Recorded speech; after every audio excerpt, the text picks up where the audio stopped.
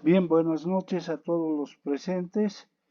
En ausencia de nuestro presidente, voy a permitirme dar la bienvenida a todos los presentes, principalmente a los invitados especiales, expositores esta noche, don Homero Antonio Carvalho Oliva, José Roberto Arce, que yo creo que no tardará en ingresar, eh, don Ernesto Daniel Martínez Achini, que se disculpó, lamentablemente parece que tiene algún problemita de último momento. Eh, Al licenciado Fernando Arteaga, también gran amigo y colega, quiero darles la bienvenida esta noche en este conversatorio que está organizando el Colegio de Profesionales en Ciencias de la Información de Bolivia, que titula Historias escritas, el legado del libro y las revistas en Bolivia desde 1825. En este día tan importante para nosotros, los bibliotecarios, los documentalistas, etcétera, que es el Día del Libro, hemos querido rendir el homenaje a, a los textos, a la bibliografía nacional, etcétera, haciendo un análisis y este conversatorio principalmente con gente experta en el tema de la bibliografía boliviana.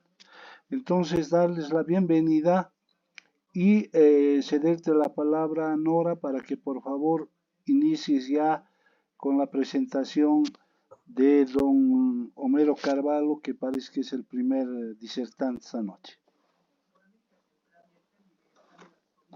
Bueno, muy buenas noches a todos, bienvenidos querido Homero, Fernando, y para dar inicio vamos a leer la hoja de vida de Homero, que es sumamente cortita, a pesar que él es una persona muy conocida a nivel nacional e internacional. Homero Antonio Carvalho Oliva nació en Santa Ana del Yacuma, Bolivia, en 1957, escritor y poeta. Ha obtenido premios de cuento, poesía, microcuento, novela y ensayos a nivel nacional e internacional. Su obra literaria ha sido publicada en otros países por prestigiosas editoriales y traducida en varios idiomas. Poemas, cuentos y microficciones suyas están incluidos en más de 50 antologías internacionales. Además de revistas y suplementos literarios por todo el mundo, es autor de antología de poesía, de cuentos y microcuentos publicadas en varios países, como la Antología de Poesía del siglo XX en Bolivia, publicada por la prestigiosa editorial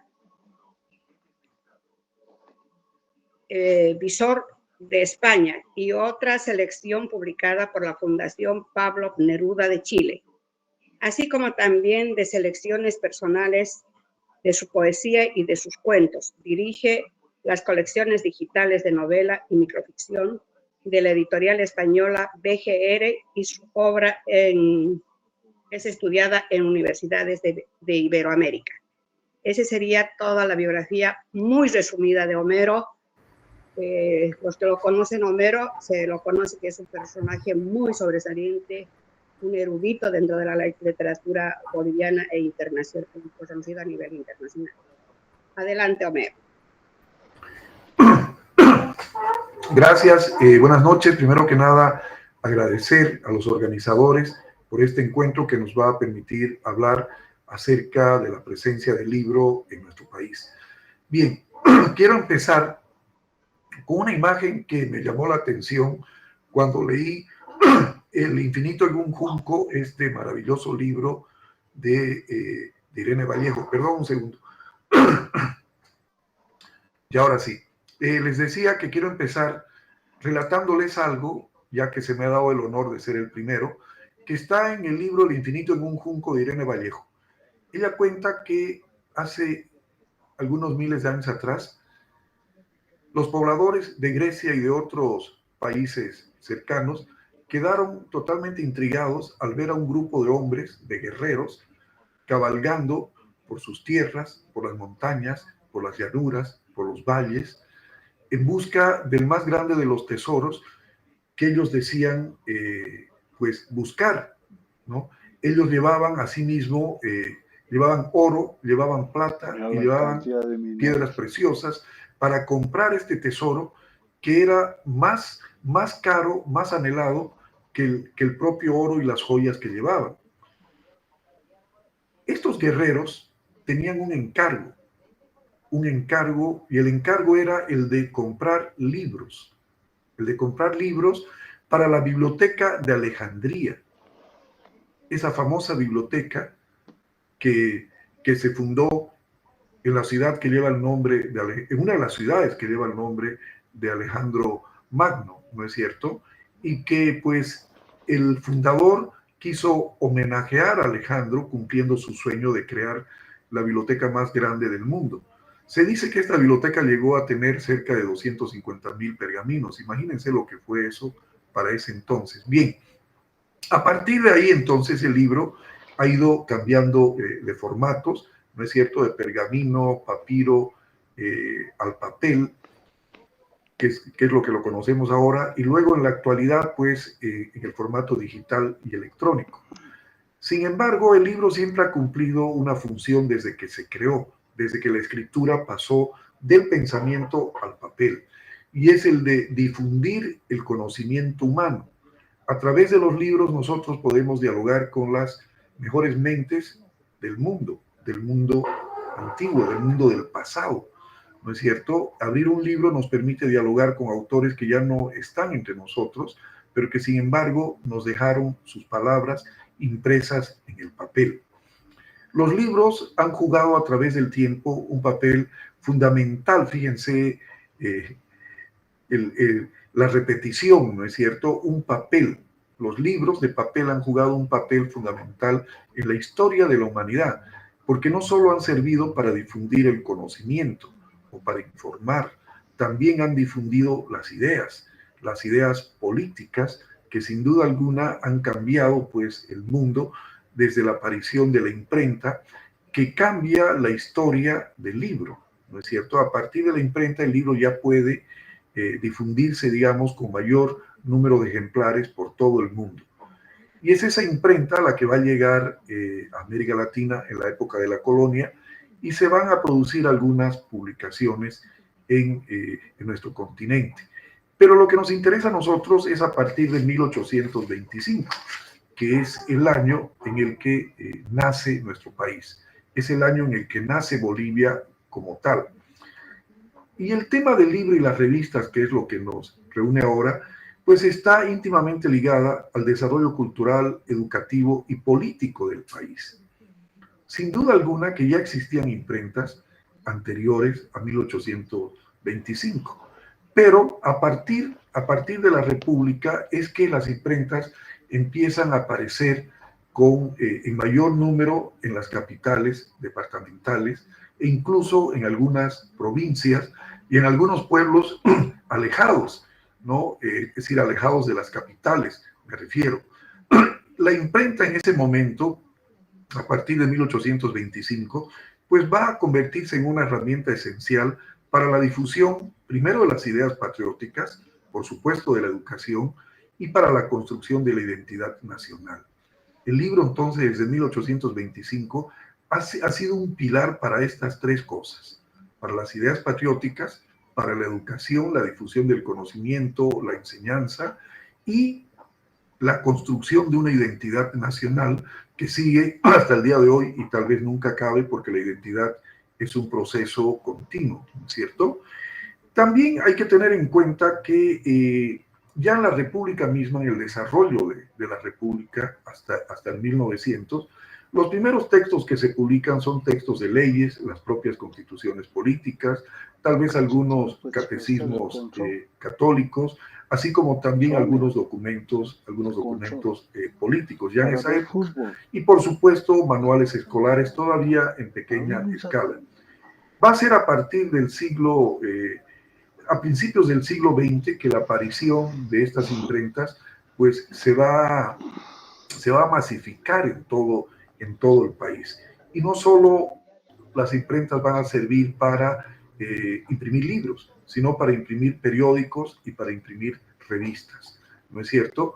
Los periódicos van a servir para que los bolivianos estemos al día en lo que se refiere a las noticias, tanto nacionales como internacionales, y las revistas, pues, para que estemos al día también en los avances científicos, en las novedades culturales y literarias de todo el mundo, ¿no es cierto? Porque van a ser revistas que se van a ocupar no solamente de publicar los textos de escritores bolivianos, poetas, ensayistas, cuentistas, novelistas, sino que también van a publicar textos de otros escritores, ¿no? Esto creo que es importante porque va a consolidar, digamos, lo que luego se va a llamar la industria editorial. En la segunda mitad del siglo XX aparecen ya algunas editoriales en Bolivia. Aparecen en la ciudad de La Paz, en Cochabamba, ¿no? En Santa Cruz y en otras capitales, en Sucre, en Potosí, de las que yo recuerdo, por ejemplo, la ciudad de La Paz, donde vivió muchos años, pues podíamos nombrar a editoriales como La Juventud, como Editorial Difusión, que era de Jorge Catalano, que publicó extraordinarios libros. Ahí se publicó, por ejemplo, el libro de Vargas Llosa sobre García Márquez, Historia de un deicidio, que pues fue un hecho realmente paradójico que una pequeña imprenta de Bolivia publique el libro que era la tesis doctoral de Vargas Llosa sobre este otro gran escritor como él, y que luego se publicó en España también. Una de las más prestigiosas y conocidas hasta el día de hoy va a ser Los Amigos del Libro, de Cochabamba, fundada por Werner Butentak, que va a publicar no solo libros de autores nacionales, sino también colecciones acerca de la historia de Bolivia, donde de una manera generosa y bastante equitativa, él va a dar a conocer las ideas políticas de nuestro país, con un lema. El lema decía que no leer lo que Bolivia produce es ignorar lo que Bolivia es, que me parece un lema bastante interesante, sin duda alguna. Va a ser a partir de la segunda mitad del siglo XX, donde los libros y textos educativos van a contribuir para la alfabetización del país a través de la reforma educativa, que se da primero con la Revolución Nacional y varias décadas después. También va a servir las imprentas para dar a conocer la producción de nuestros propios escritores. Algunos de nuestros escritores ya publicaban en el extranjero.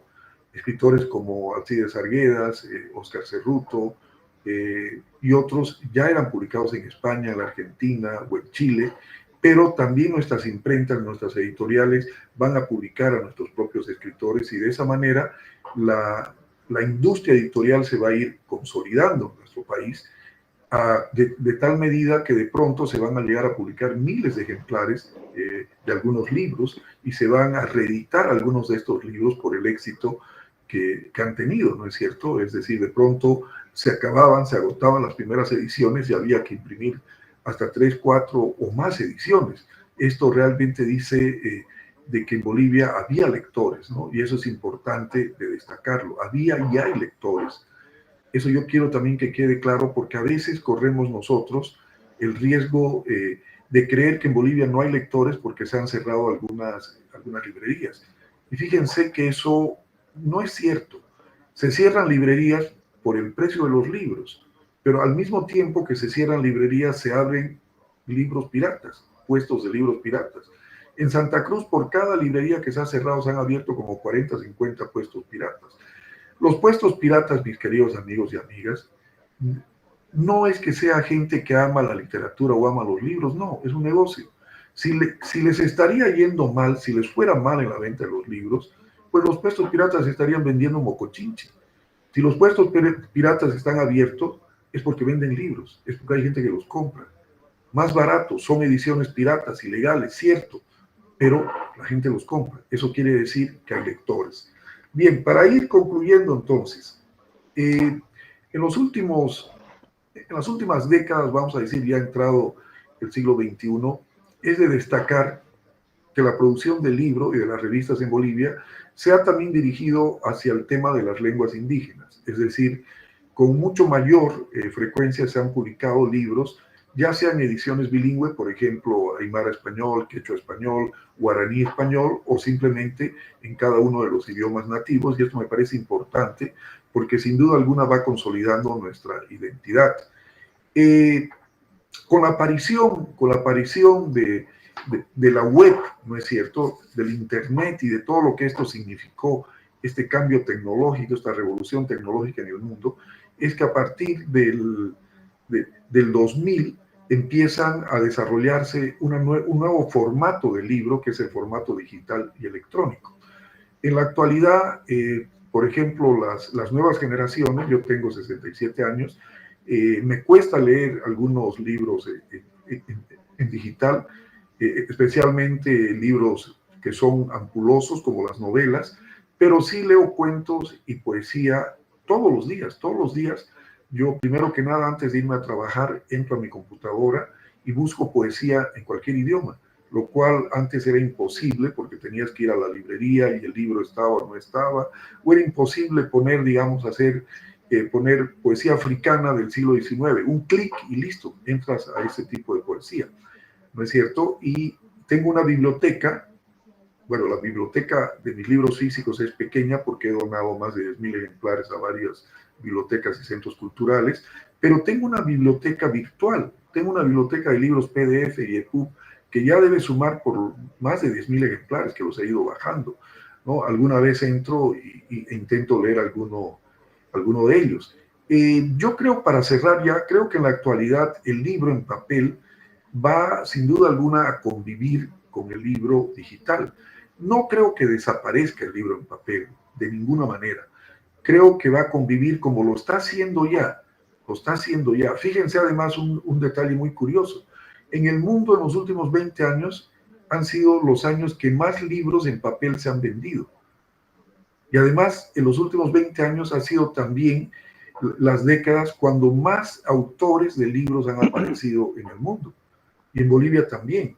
En Bolivia han cerrado algunas editoriales, pero sin duda alguna han aumentado las ediciones independientes, vale decir, de escritores, poetas, ensayistas que se autopublican con su propio dinero. Y también han aparecido lo que se llaman las editoriales independientes.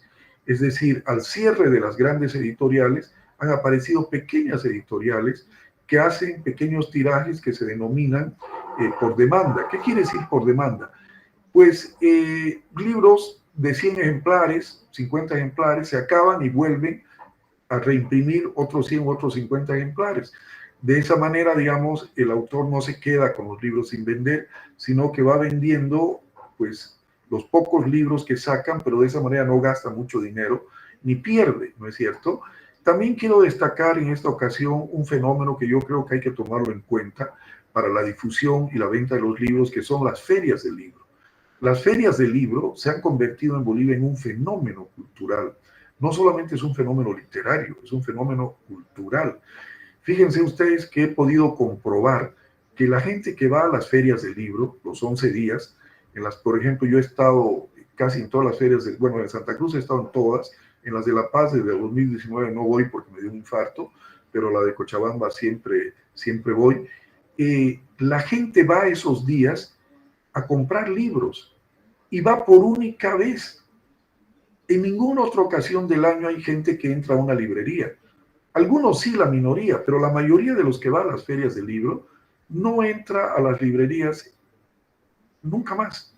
Pero los días de la feria compra libros. Me han confirmado editoriales y librerías que esos 11 días de feria venden lo que no han vendido en 6 meses u 8 meses.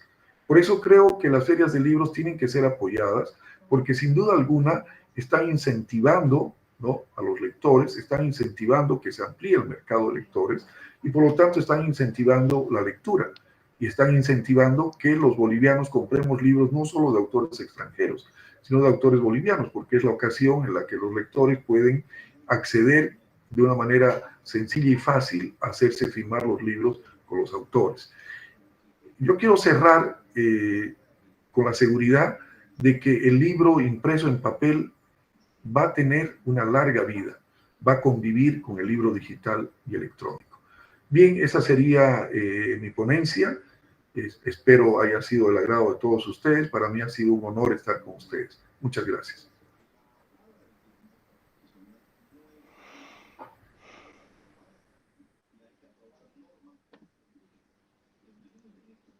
Bien, Nora. Ya, ahora sí. Bueno, las preguntas van a ir al finalizar, porque antes de las preguntas va a haber un intercambio de ideas entre todos los panelistas que se han hecho presentes. Ahora vamos a presentarle al segundo panelista, que sería el licenciado